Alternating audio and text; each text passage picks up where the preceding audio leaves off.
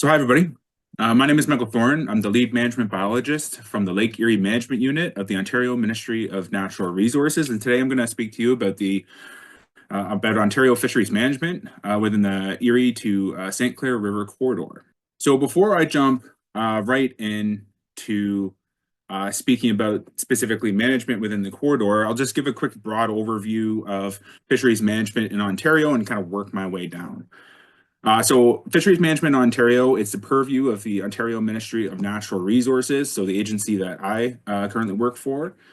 And the vision for the Ministry of Natural Resources when it comes to fisheries management is to have healthy ecosystems supporting self-sustaining fish communities and fisheries that provide long-term ecological, social, economic, cultural, and health benefits for the people of Ontario.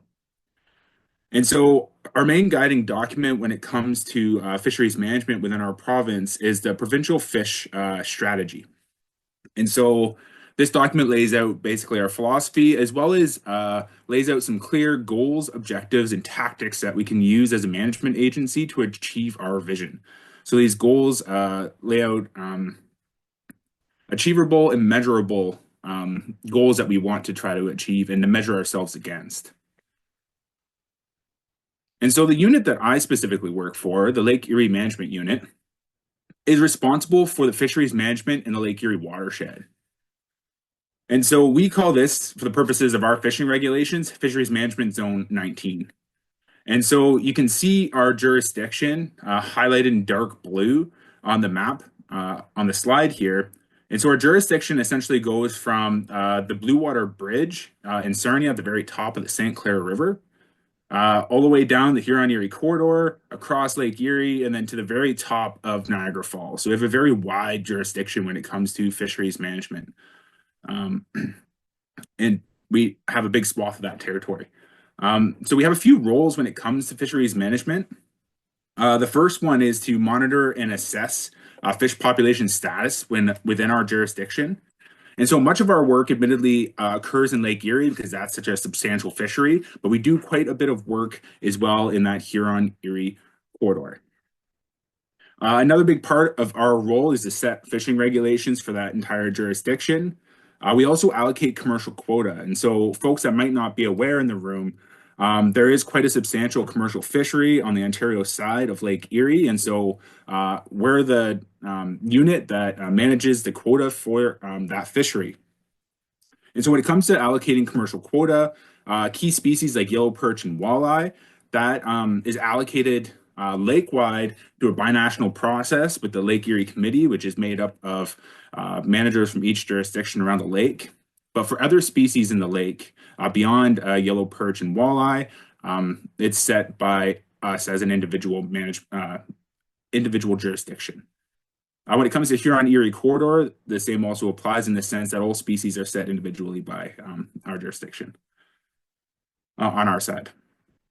We are also in charge of setting commercial license conditions. So when I say something like license conditions, one, for example, would be a mesh size restriction on commercial gill nets to try to ensure that fish that are captured are above reproductive age and things like that. And so we're responsible for setting those conditions as well as monitoring compliance with those conditions as well. And so those are some of the main roles that we play when it comes to fisheries management within the Lake Erie watershed. So when it comes to actually monitoring the system on the Ontario side and getting a handle on what's going on with fish communities within Lake Erie and the connecting waters, so the Huron-Erie corridor, we have quite a bit of programs that we do run in the watershed. And so I'm showing first here what we would call annual programs. So these are programs that we run every year within the system. And so there's a few programs that I do want to highlight for folks just to show some of the key programs that we use for management purposes. So the first one I want to point out is we have some blue dots in the West Basin here. And that represents our West Basin Interagency Program. And so we're only showing dots on the Canadian side, but this is actually a collaborative program that we run in conjunction with Ohio, where we trawl various sites throughout the West Basin. And the whole purpose of main purpose of that program is to index our young of the year yellow perch and walleye in the West Basin. And that's information we use directly into some of our management, including our catch at age models. We also do some trawling as well in Central Basin as well as Long Point Bay to get recruitment information across other sections of the lake. But the West Basin trawl plays a big part of our management regime. Another program I want to point out is all these red dots. All these red dots represent our partnership GillNet Index program that we run in collaboration with our commercial fishing industry. So this has been a pretty long-standing collaboration we've had with the industry, where the industry supports the program by actually going out with their fishing tugs to drop these index nets into the lake and pull them out, and us as a management agency collect all the biological data from those fish. And so it's been a really fruitful collaboration for the last over 30 years. And so this is one of the biggest and main assessment programs that we have as a unit, where we have a lake-wide coverage using this GillNet program. And so when you look at these different dots, there's about 133 different sites that we fish, and at each site, about a 1,500-foot long GillNet is dropped in the lake in the bottom and suspended in the water column. And this allows us to get a really good handle on the fish community within Lake Erie. The final program I want to point out is indicated by the yellow stars on the graph. And this is a program called a commercial catch program. And so this program, we send out port observers to the various ports, and they collect fish that have been landed by the commercial fishery to get biological information from those fish, which allows us to better understand the catch and to provide information to some of our catch at age models that we use to estimate abundance of yellow perch and walleye out in Lake Erie. So that's just a few of our key programs. You can see a list of some of the other ones underneath the map. One thing you might notice on this map, though, is there's not a whole lot of points within the Huron-Erie corridor, and that's because a lot of our work is what I would call a rotational program or special program. And so rotational programs are those programs that are conducted in multi-year cycles. So we might have a program that runs every 2 years or every 4 years, and the frequency depending on how much information we need as a management agency to make an informed decision about management actions. And so you'll notice now there's quite a bit of points sitting in the Huron-Erie corridor, and that's where most of our work is coming through those rotational programs. We also have some special programs as well. For example, a special program would be considered our invasive carp eDNA program, which is the light blue dots. And so that program, folks go out, they collect environmental DNA or DNA that's been shed off of invasive carps being things like grass carp, black carp, bighead carp, and silver carp, to monitor and try to early detect any fish that have entered in some of the tributaries with the hope that we can try to prevent their spread and colonization. So I just want to touch on some a little bit more about some assessment programs that are going on within the Huron-Erie corridor. So fairly recently, we started a collaborative assessment program within the corridor. So this is a collaborative program that was established in 2021 between the Michigan Department of Natural Resources, the U.S. Fish and Wildlife, and the Ontario Ministry of Natural Resources to try to better assess fish communities within the Huron-Erie corridor. And so the collaboration kind of arose out of this recognition by all agencies that we've been doing great work in the system, but we haven't been capturing a complete picture because we did not have a coordinated and standardized approach to assess fish communities within the corridor. And so given that the corridor, is relatively narrow when it comes to water bodies from a fish perspective, it made a lot of sense to get together and come up with this assessment plan for the system and not just for the jurisdiction. And so the first collaborative assessment started in 2021 with a nearshore small fish assessment at Lake St. Clair. And since then, collaborative fish community programs have rolled out through the other water bodies within the corridor. So St. Clair River, Lake St. Clair, and the Detroit River. One of the important aspects of fish communities that was recognized too during the collaborative assessment program design was that one type of fishing gear won't adequately sample all types of fish. So as a result, we incorporated multiple gears into our fish community assessments for each water body. So the Detroit River, St. Clair River, and Lake St. Clair. And we tried to select complementary fishing gears to try to get a holistic view of the fish community so that we can make more informed decisions. And so here's just some maps on the slide here for some of the programs that we've run as part of this collaborative assessment program. So the map on at the top there of Lake St. Clair is showing a bunch of orange dots, and those orange dots represent gill nets that have been put in the lake for a gill net assessment within Lake St. Clair. And this gill net assessment is being used to assess the relative abundance of the medium to large size fish community.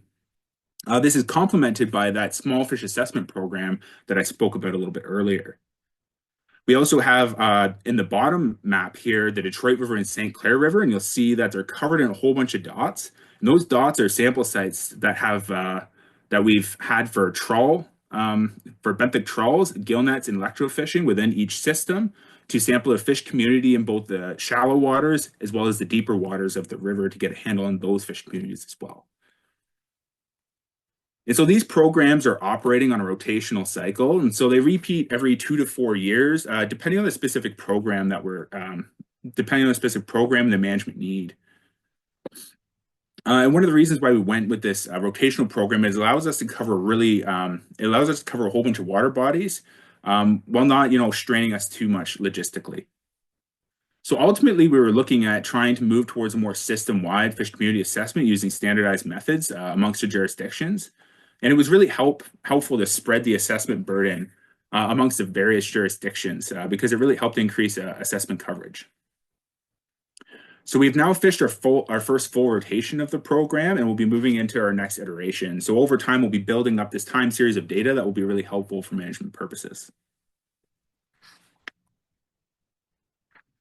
So you'll notice so far I haven't talked too much about fisheries dependent stuff that we do, or things like angler creels, and so that's what I'm going to get into now. So we do conduct angler creels within the Huron-Erie corridor. On the Ontario side, we've been doing periodic creel surveys in the corridor, so these don't happen annually. And really, they're just looking at trying to collect information on angler effort, catch, and harvest, so we can drive statistics that we can use for management purposes, such as total harvests and catch per unit effort. And our creels are really dependent on funding and risk. And so if we have funding available, we'll find a system that we haven't done in a little while to update, or if we think that there's a risk in a system to a specific fish population, we'll figure out the funding to run that creel to get better information on that fishery.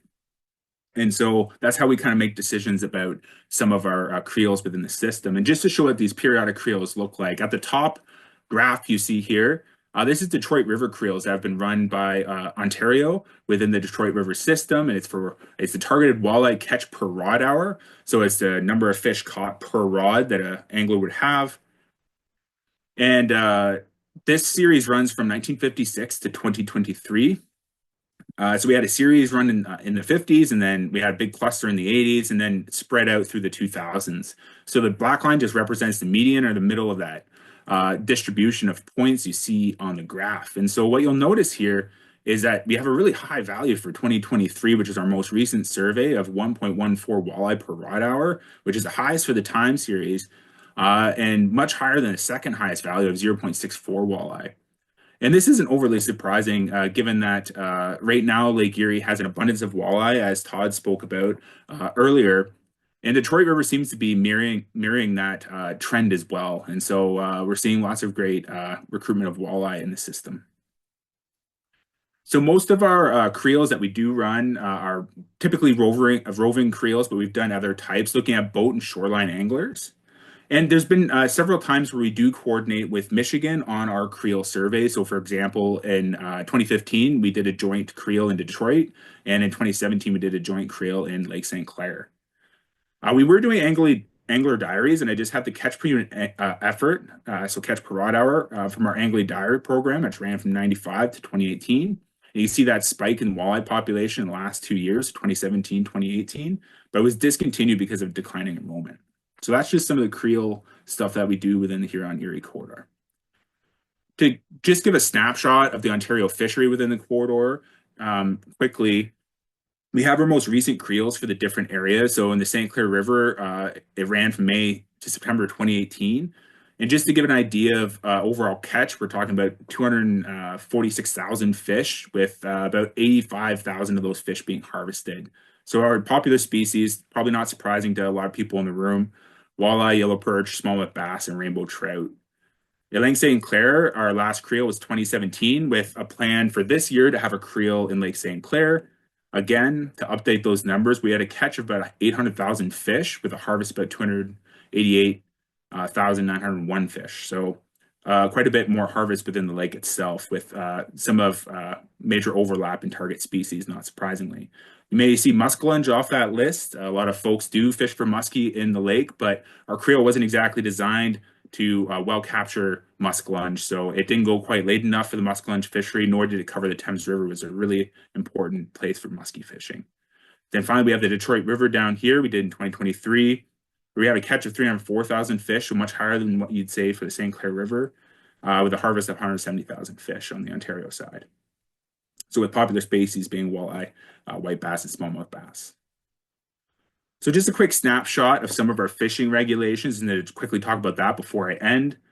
So our fishing regulations within our jurisdiction apply to all of Fisheries Management Zone 19. So we have one set of fishing regulations that cover from the top of Niagara Falls all the way to the Blue Water Bridge in Sarnia. And so we have few seasonal closures by species. So for example, we do have a seasonal closure for muskellunge during basically the spawning season, or the staging and spawning season for muskellunge. But many other species do not have a closure. We also have some seasonal fish sanctuaries as well in place within Lake Erie.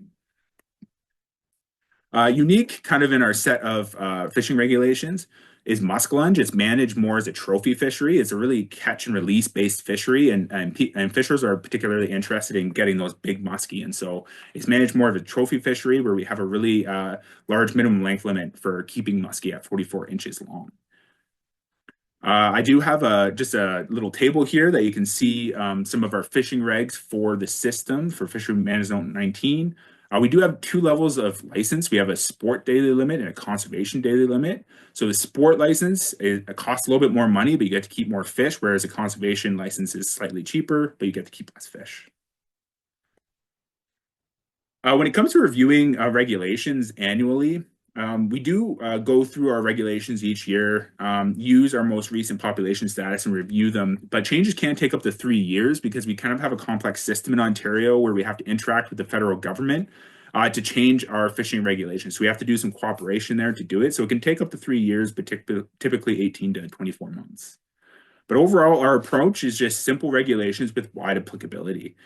That really just to protect the long-term sustainability of the fish populations. We want healthy, sustainable fish populations while making it easy for folks to go fishing and be compliant with the rules. So with that, I'm happy to take any questions from folks. You can use this QR code to go to the Ontario fishing regulations if anybody's interested in taking a look at them and fishing in the Ontario waters.